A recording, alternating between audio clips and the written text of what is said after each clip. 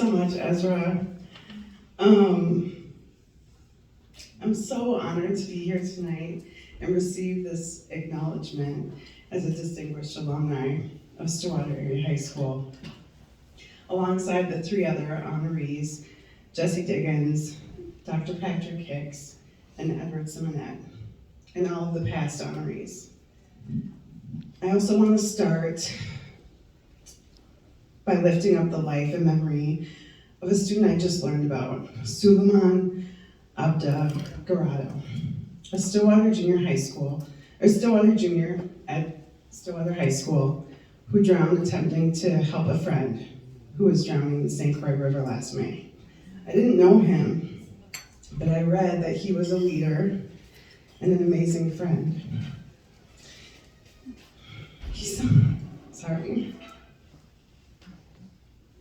He sounds like he would have been one day an amazing distinguished alumni.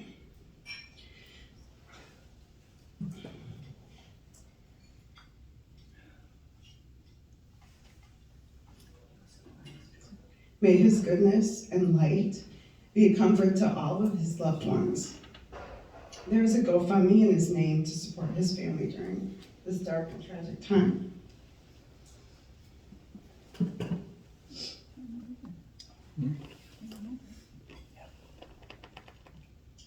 I was so surprised to be acknowledged for the work that I do.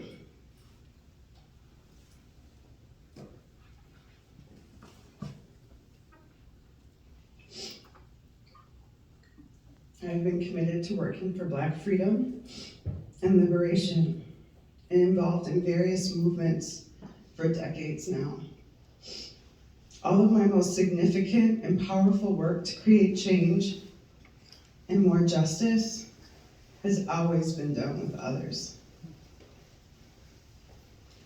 So when you see me standing here, you are really seeing hundreds and thousands of others who have been working tirelessly, often unseen, to create a more just and humane world, and so that our Black lives matter. I've been a part of groups that have raised money to support the families of people who have been murdered by the police and gun violence, helped create a federal policy to increase the number of FM radio permits so more of our voices, stories, and perspectives could be heard. Voting rights and the marriage amendment, reproductive justice, and abolition. I created a community organizing training with my then friend and now husband, Shaka, founded a Black Cooperative Fellowship, and now through my role at Nexus Community Partners, I'm directing an effort to distribute $50 million to Black people in Minnesota, North Dakota, and South Dakota.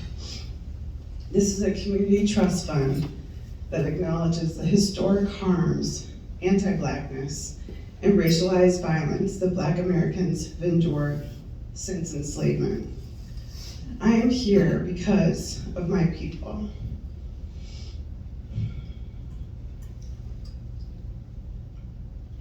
Our resilience, our art and creativity, our rebellion, our faith, and our belief that nobody is free until everybody is free. As ancestor Fannie Lou Hamer once said. Tonight, I'm reflecting on the love I have received and struggles I've overcome to stand here with you all.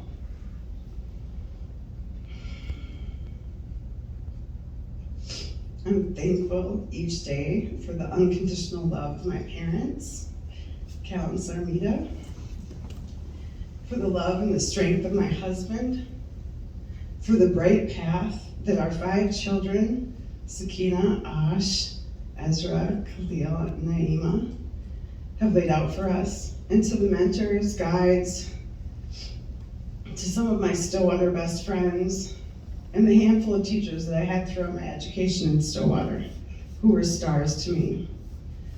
There are 4 teachers in particular who were transformative during my days at Stillwater Area High School. Mr. Weaver, who taught environmental biology, Mr. Murphy, who taught me English and humanities, Dr. Chris Johnson, and Mr. Samuelson. They were excellent teachers who loved their work and their students, and they were protectors of me in what was often a dangerous white supremacist school system and community. Tonight I'm here to stand up for the younger me, my brothers, Micah and Jeremiah, and all of the children that grew up and are growing up like I did in Stillwater.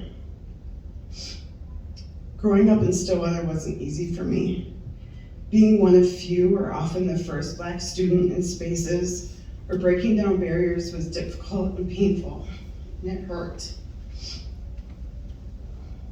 I was racially attacked as a toddler in Stillwater, and those attacks by classmates, peers, and adults never stopped throughout my years spent here.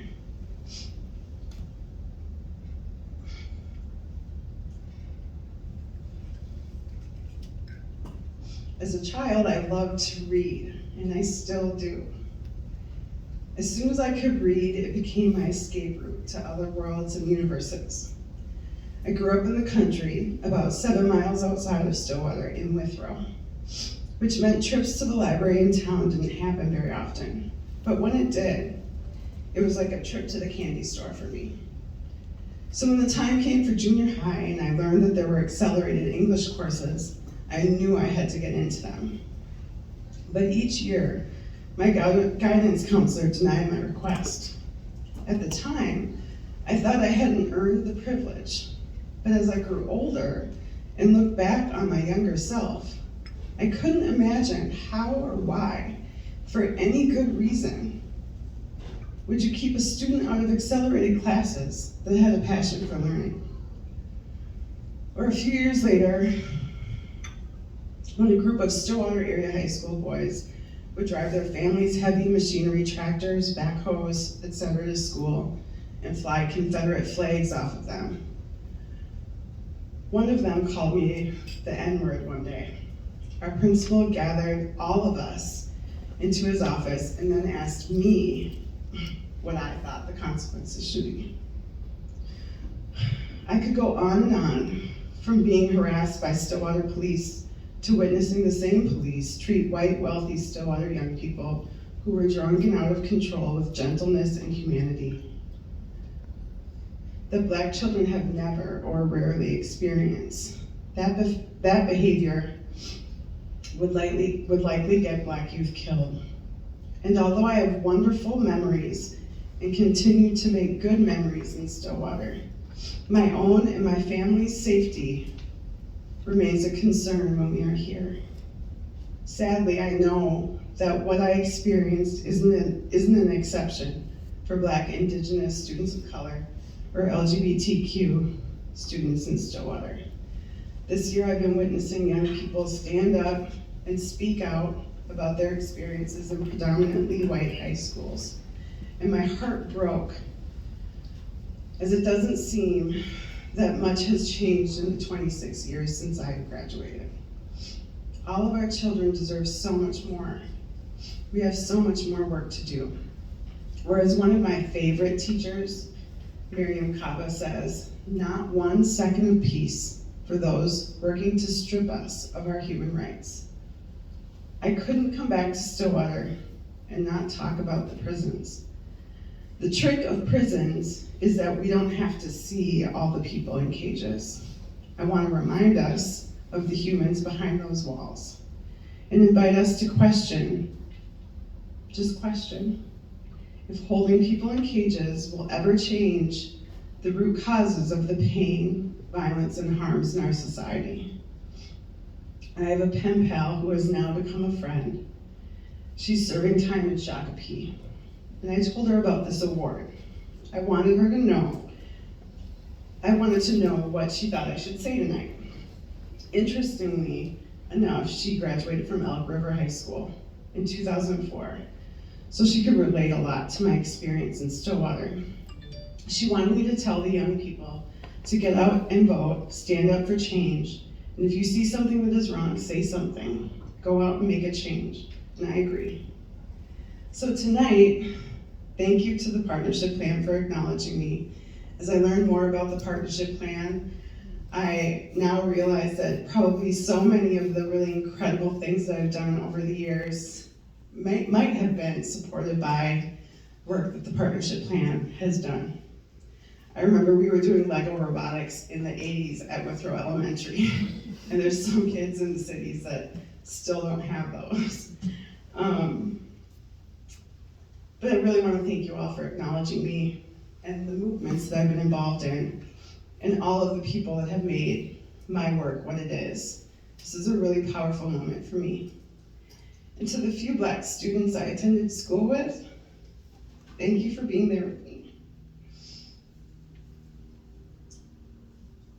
And to all the current and future Black students, when you survive, thrive, and excel in spaces that aren't designed for us, that's radical, and that's the truth. Keep going. Loving each other and making change is our duty and the most rewarding way to live. Thank you all so much.